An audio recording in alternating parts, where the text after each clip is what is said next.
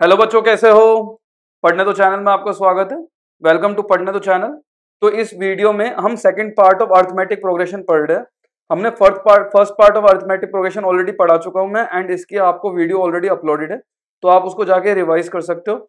यह है second part of arithmetic progression, जिसमें अपन समझेंगे कि sum of N terms of the AP क्या होता है। ठीक है बच्चों, तो सबसे पहले इसको डिराइव करते हैं। Sum of N terms of the AP क्या होता है, इसको डिराइव करते हैं। ठीक है बच्चों, इसको डिराइव करते हैं। तो इसको कैसे ड्राइव करोगे आप? Sum of N terms of the AP कैसे ड्राइव करोगे ये बताइए।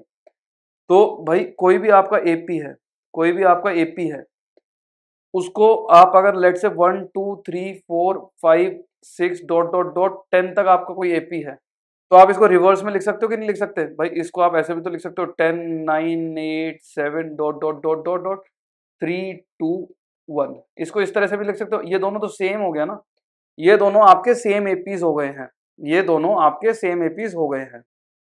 तो अगर ये दोनों आपके सेम एपीज हो गए हैं, तो कोई भी अगर आपका एपी है, कोई भी अगर आपका एपी है जिसको आपने लिख रखा है A plus A comma A plus D comma A plus 2 D comma dot dot dot A plus N minus 1 D. अगर कोई भी आपका एपी है जिसको आपने लिख रखा है इस तरह से, कोई भी एपी को आपने इस तरीके से लिख रखा है, तो वो क्या होगा भाई? उस एपी को आप इस तरीके से भी तो लिख सकते हो, उस एपी को आप इस तरीके से भी तो लिख सकते हो, A plus N minus 1 into D comma A plus N minus 2 into D comma dot dot dot dot dot last में ए आ जाएगा।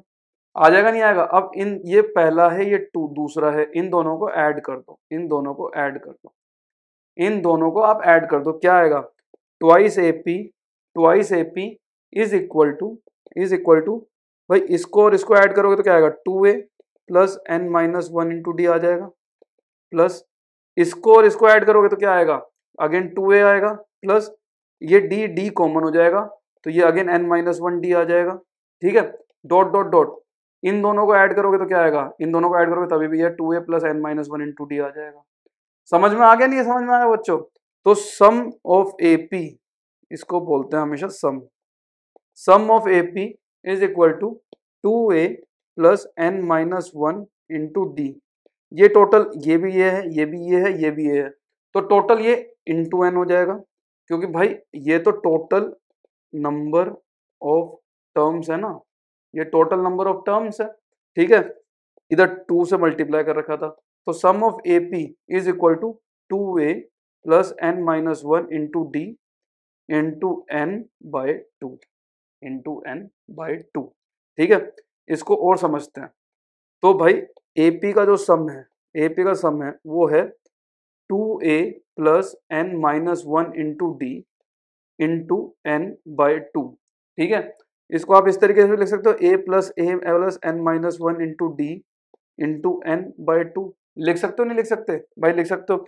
तो भाई जो ये आपकी टर्म है, जो ये आपकी टर्म है, ये तो लास्ट टर्म है, this is last term of AP, ये तो आपकी लास्ट टर्म ऑफ एपी है। तो आप इसको इस तरीके से लिख सकते हो, a plus l into N by 2 sum of AP. ठीक है, मतलब कोई भी एपी का सम आपको निकालना है तो पहली टर्म ले लो, फर्स्ट टर्म ले लो, लास्ट टर्म ले लो, फर्स्ट टर्म और लास्ट टर्म दोनों को ऐड कर लो, दोनों को ऐड कर लो, उसको उसको टोटल नंबर ऑफ टर्म से मल्टीप्लाई कर दो एंड डिवाइड बाय 2 कर दो। समझते हैं इसको भाई। 1 2 3 4 5 है। ठीक है, अब इसका आपको सम निकालना है, तो आप क्या करोगे? पहली टर्म ले लो, लास्ट की टर्म ले लो, इनटू टोटल देखो ये कितने हैं, 1 2 3 4 5, 5 टर्म्स है, डिवाइड बाय 2 कर दो, तो ये 6 इंटू 5 30 बाई 2 हो जाएगा, ये आपका 15 हो जाएगा। भाई 1 प्लस 2 3 प्लस 3 6 प्लस 4 10 प्लस 5 15, मतलब आपका आंसर आ गया है। आगे चलते हैं, लास्ट टर्म। अब देखो बच्चों, एक चीज समझिए आप भाई, sum of N terms, sum of N terms of an AP, sum of AP to N terms, तो आपकी होगी, अगर आप A plus 2 D A plus 3 D dot dot dot A plus N minus 1 into D करोगे, तब आपका ये आएगा। भाई sum of AP till N minus 1 क्या होगा? भाई ये आपका, ये तो होएगा, ये तो होएगा, ये तो होएगा, ठीक है, लेकिन dot dot dot A plus N minus 2 D हो जाएगा। A plus N minus two D हो जाएगा, एंड ये वाला टर्म नहीं होगा इसके बाद में, ठीक है। तो भाई ये वाला पूरा टर्म क्या है, ये वाला पूरा टर्म तो आपका ये है sum of A P to the power N, sum of A P to the power N minus A plus N minus one into D है। भाई इस वाली चीज को इधर से इधर ले आओ, एंड इस वाली चीज को फिर इधर डाल दो। समझ में आ गया, नहीं समझ में आया? तो भाई आपकी a plus N minus one into d, जो कि आपकी लास्ट टर्म ऑफ एपी होता है, लास्ट टर्म ऑफ एपी होता है, वो आ जाएगा आपका टोटल एपी का सम माइनस एक लास्ट का टर्म हटा के उसका सम। समझ में आ गया, नहीं समझ में आया? नहीं समझ में आया तो मेरे को डाउट पूछ लेना आप कमेंट सेक्शन के अंदर। इजी है ये, मतलब समझ में आ जाना चाहिए, इतना टफ नहीं है। Find the sum of first 22 terms of an AP. आपको क्या फाइंड करना है? 22 terms of an AP find करनी है।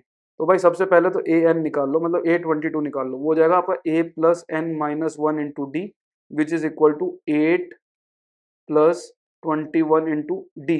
डी क्या है? डी आपका -5 है, -5, ठीक है भाई। ये हो गया 8 प्लस 5 वन जा 5, 5 टू जा 10, 105 का माइनस 105, मतलब ये आपका क्या हो गया 105 माइनस 8, 105 माइनस 8 का माइनस, तो ये आपका क्या हो गया भाई 5 तो गया -97 हो गया, ये आपका -97 हो गया। अब 22 टर्म्स निकालने, तो भाई पहला term 8 plus last term -97 divide by 2 कर दो, इंटू 22 कर दो।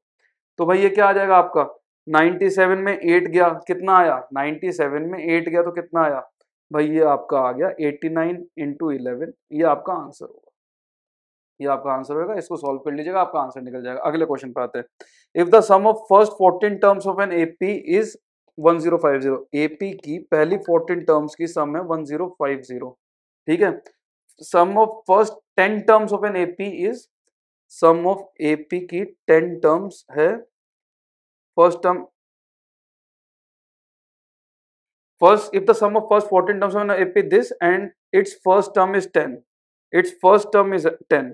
भाई जो आपका A है, जो आपका A है वो तो आपको दे रखा है 10, ठीक है। सम ऑफ AP की 14 टर्म्स दे रखी है आपको 1050, ठीक है। तो आपको 20th टर्म निकालनी है। तो मैंने क्या फॉर्मूला बताया था आपको, 2a plus N minus one into D into n by two is equal to 1050। समझाया था नहीं समझाया था जी बच्चों? समझाया था। इसमें n की वैल्यू क्या हो गई 14 हो गई, इसमें a की वैल्यू क्या हो गई 10 हो गई। इसको डालोगे तो d निकाल लोगे, नहीं निकाल लोगे? जी निकाल लूंगा d। अब जब d निकाल लोगे, जब d निकाल लोगे तो a20 क्या होगा a plus N minus one into d होगा, मतलब a प्लस 19d होगा। आपने d फाइंड कर लिया पिछली इक्वेशन से, a आपको दे रखा है, तो a20 फाइंड कर लोगे, नहीं कर लोगे? जी कर लेंगे। अपन अगले क्वेश्चन पे आते हैं। If the sum of first 14 terms of an AP is 1050 and its first term is 10, ये सेम क्वेश्चन है जो मैंने अभी आपको कराया था। अगले पे आते हैं। How many terms of an AP this must be taken so that their sum is 78? ये क्वेश्चन एक बहुत अच्छा क्वेश्चन है कि आपको ये देखना है कि टोटल नंबर ऑफ टर्म्स क्या रखनी चाहिए आपको AP की, इसका टोटल सम 78 होगा। तो सबसे पहले A बताओ क्या है, A24 है, D बताओ क्या है, D-3 है, ठीक है। खुद सॉल्व करिए पता चल जाएगा। भाई अब सम आपको चाहिए 78, तो मतलब 78 is equal to 2a plus N minus one into d divided by 2 into n, ठीक है। सारी वैल्यूज पुट करिए, 78 into 2 is equal to 48 plus N minus one into -3 n. Values put कर दी, ये आ गया 2 8 16, 2 7 14, 156 is equal to 48n minus 3n square plus 3n। तो ये आ जाएगा आपका 3n square minus 51n plus 156 is equal to 0 आ गया, ठीक है भाई। 3n square minus 51n plus 156 is equal to 0 आ गया, मतलब आपका, इसको हम ऐसे लिख देते हैं, n square minus 27n plus 52 is equal to 0 आ गया, ठीक है भाई। 3 पंजे 15 हो गया, 3 दूनी 6 हो गया, इसको दोबारा कर लो, 3 2 6 हो गया, 3 5 15 हो गया, 156 आ गया, 27 3 51 होता है कि नहीं होता? नहीं होता, 17 3 51 होता है। तो n square minus 17n plus 52 आ गया। अब 52 को आप किस तरह से लिख सकते हो? 52 को आप किस तरह से लिख सकते हो भाई? 26 इंटू 2 लिख सकते हो, नहीं लिख सकते? जी लिख सकते हैं। 13 इंटू 4 लिख सकते हो कि नहीं लिख सकते? जी लिख सकते हैं। तो ये हो जाएगा n square minus 13n minus 4n plus 52 is equal to 0। n minus 13 minus 4n minus 13 is equal to 0 आ जाएगा, मतलब n इज इक्वल टू 4 आ जाएगा, n इज इक्वल टू 13 आ जाएगा। ठीक है, अब आपका दो आंसर क्यों आए हैं इसको समझते हैं। भाई आपका आया है n is equal to 4 and n is equal to 13, ये दो आंसर क्यों आए हैं आपके, समझते हैं। तो ये 24 है, ये 21 है, ये 18 है, तो ये 15 होगा। इन चारों को ऐड कर लो, क्या आएगा? इन चारों को ऐड करके 78 आएगा। निकालें, 8 5 13, 1 14 और 4 18, 1 1 2 3 4 5 6 7 78। भाई ये तो आ गया, मतलब n इज इक्वल टू 4 में तो ये वैलिड है। अब n इज इक्वल टू 13 देखते हैं। भाई ये 15, फिर ये 12, फिर ये 9, फिर ये 6, फिर ये 3, फिर ये 0, फिर ये -3, ऐसा आएगा नहीं आएगा? -6, -9, -12, -15। अब 1 2 3 4 5 6 7 8 9 10 11 12 13, तो ये -15 को डिलीट करते हैं, -15 को डिलीट करते हैं। ठीक है, अब इन सबको ऐड करोगे तो क्या होगा? -12 से +12 कट जाएगा, -9 से +9 कट जाएगा, -6 से +6, -3 से +3, 0 से 0 कट जाएगा। तो अगेन आपकी यही 4 टर्म बच गई। मतलब n आपका 4 और 13 दो वैल्यूज होगी, क्योंकि इसका d is less than 0। Simple सी बात है। तो अगर आपका d लेस देन 0 होगा तो आपको सम के अंदर दो वैल्यूज मिल सकती है। इसको देख के चौंकिएगा मत, ये आपका करेक्ट आंसर होगा। आगे चलते हैं। Find the sum of first 1000 positive integers. भाई इस तरह के क्वेश्चन ना आप एपी से करते हो, सम वाला फॉर्मूला लगा के करते हो। तो भाई पहला इंटीजर 1 है, ठीक है, दूसरा लास्ट का इंटीजर 1000 है, ठीक है, आपको सम फाइंड करना है इनका। मैंने आपको क्या बताया था, 1 कर लो प्लस 1000 कर लो, into total number of terms कर दो, बाय n कर दो, बाय 2 कर दो। तो ये हो गया 1001 इंटू 1000 बाय 2, मतलब 500 इंटू 1001। भाई ये हो गया 5005 1 2, ये आपका 500 500 टोटल पॉजिटिव इंटीजर 1000 तक का सम होगा। ठीक है, फर्स्ट n पॉजिटिव इंटीजर्स, तो भाई ये हो जाएगा आपका 1 plus n into n by 2। ठीक है, ये आपका आंसर हो जाएगा फर्स्ट n पॉजिटिव इंटीजर्स का, बिकॉज टोटल टर्म्स कितनी है आपकी n है, फर्स्ट टर्म 1 है, लास्ट टर्म n है, तो ये आपका n पॉजिटिव इंटीजर्स का सम हो जाएगा। आगे चलते हैं। Find the sum of first 24 terms of the list of numbers whose nth term is given by this. भाई अब आपको दे रखा है इसमें nth टर्म आपकी 3 + 2n है, ठीक है, तो भाई a24 निकाल लो। a24 क्या है, 24 टू 48 + 3 51 है, ठीक है। अब a1 निकालो, a1 क्या है आपकी 3 + 2 5 है, a2 क्या है आपकी, a2 क्या है 3 + 4 7 है, a3 क्या है आपकी 3 टू 6 + 3 9 है, 5 7 9, a4 भी निकाल के देख लो, ये आपका 11 है। भाई ये तो AP बन गया, आपका D क्या है, D2 बन गया।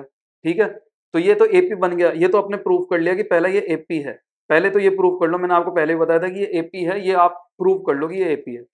अब आपका जब ये AP बन गया तो इसकी फर्स्ट 24 टर्म्स का सम कितना होगा, सम ऑफ फर्स्ट 24 टर्म्स क्या होगा, A1 + A24 इंटू 24/2।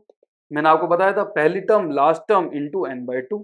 ठीक है, A1 कितना है आपका 5 है, A24 कितना है 51 है, बाई 2 इंटू 24। भाई 51 + 5 कितना हो गया 56 हो गया, 56/2 कितना हो गया भाई, ये 56/2 आपका हो गया 28 इंटू 24। ये आपका आंसर है, इसको सॉल्व कर लेना, आपको आंसर मिल जाएगा। ठीक है, तो इस क्वेश्चन में आपने क्या सीखा, इस क्वेश्चन में क्या सीखा आपने, first prove that the given expression forms an AP, ये आपने सीखा। And this is very necessary, this is very very necessary to prove.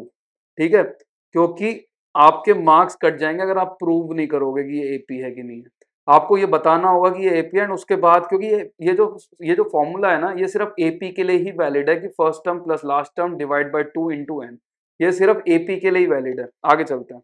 अब manufacture of TV sets produce 600 sets in third year, उसने third year में 600 set बनाए, and 700 sets in seventh year, उसने seventh year में 700 sets बनाए। ठीक है, मतलब assuming that the production increases uniformly by fix number every year. भाई इसने जो अजम्पशन दिया है ना, इसने जो अजम्पशन दिया है उसी से प्रूव हो गया ये एपी है। मतलब इसने ये बोल दिया कि आपका पर ईयर उतना ही प्रोडक्शन इंक्रीज होता है और हर साल उतना ही होता है, मतलब ये एपी है क्योंकि आपका जो डी है ना वो आपका सेम है। तो इसको कर लो भाई, A plus 2d is equal to 600, A plus 6d is equal to 700, इन दोनों को माइनस कर लो, 4d is equal to 100 which implies the d is equal to 25। मतलब हर महीने 25 टीवी एक्स्ट्रा बनते हैं या फिर हर साल 25 टीवी एक्स्ट्रा बनते हैं। तो आपने a फाइंड करना है, तो a plus 50 is equal to 600, तो a कितना हो गया 550 हो गया। मतलब a का आंसर आपका 550 हो गया। अब इसके सॉल्यूशंस देखते हैं। पहले का आंसर तो 550, मतलब फर्स्ट ईयर में आपका 550 टोटल नंबर ऑफ टेलीविजन बने थे। दूसरे का answer production in the 10th year, भाई a 10 निकालना है तो a प्लस 9d निकाल लो, मतलब 550 प्लस 9 इंटू 25 कर लो। ये जो आंसर आएगा आपका वो है 10th ईयर का this. Total production in first 7 years, total production के लिए मैंने आपको क्या किया था भाई, अगेन पहली टर्म प्लस फर्स्ट 7 ईयर्स की टर्म, मतलब 700, 550 plus 700 divide by 2 into 7, 750 plus 550 plus 700 divide by 2 into 7, ये हो गया आपका 50, 7 5 12, 1250 इंटू 3.5, ये आपका आंसर है। 1250 इंटू 3.5 ये आपका आंसर है। इसको सॉल्व कर लीजिएगा, आपको आंसर मिल जाएगा। ठीक है बच्चों, तो अपना एपी का पूरा चैप्टर कंप्लीट हो गया। मैंने 2 पार्ट में चैप्टर कंप्लीट कर दिया है। पहला पार्ट आपका कुछ अराउंड 45 मिनट्स का है, दूसरा पार्ट आपका 15-16 मिनट्स का है। एंड मैंने आपको सारे एग्जांपल्स ऑलरेडी इसके सॉल्व कर दिए हैं। मैं 5th चैप्टर ऑलरेडी पढ़ा चुका हूं, अब आपको कंप्लीट। 4th चैप्टर का मैंने आपको सारा थ्योरी समझा चुका हूं, उसके मैं न्यूमेरिकल्स लेके आऊंगा बहुत जल्द। इस चैनल को प्लीज लाइक करिए, शेयर करिए एंड सब्सक्राइब करिए, क्योंकि आपको इससे आगे की और अंडरस्टैंडिंग मिल पाएगी। चैनल का नाम है पढ़ने दो, इसको फॉलो कर लीजिए, इसको फॉलो कर लीजिए। एक और चीज मैं आपको बताना चाहता हूँ, हम ऑफलाइन कोचिंग भी खोल रहे हैं। हम ऑफलाइन कोचिंग खोल रहे हैं for 9th to 12th class, 9 to 12th class, जिसके अंदर आपको साइंस प्लस कॉमर्स स्ट्रीम के लिए हमारे पास टीचर्स अवेलेबल हैं। तो अगर आपको लगता है कि आपको मेरे से समझना चाहिए और मेरी पढ़ाई आपको समझ में आ रही है एंड मेरे लेवल के ही सारे टीचर्स हैं, तो आई थिंक आप मेरे को कांटेक्ट कर सकते हैं। मेरा जो नीचे नंबर लिखा हुआ है वो उस नंबर पे आप मेरे को डायल कर सकते हैं, या फिर आप मेरे को नीचे कमेंट सेक्शन में बोल सकते हैं, इंटरेस्टेड लिख दीजिए अगर आप मेरे से कोचिंग ऑफलाइन पढ़ना चाहते हैं तो। ठीक है, टिल देन दोबारा मिलते हैं अगली वीडियो के साथ, जिसके अंदर मैं आपको 4th चैप्टर के एक्सरसाइजेस एंड 5th चैप्टर का एक्सरसाइजेस जल्दी ही लेके आऊंगा। थैंक यू एंड दोबारा मिलते हैं, बाय बाय।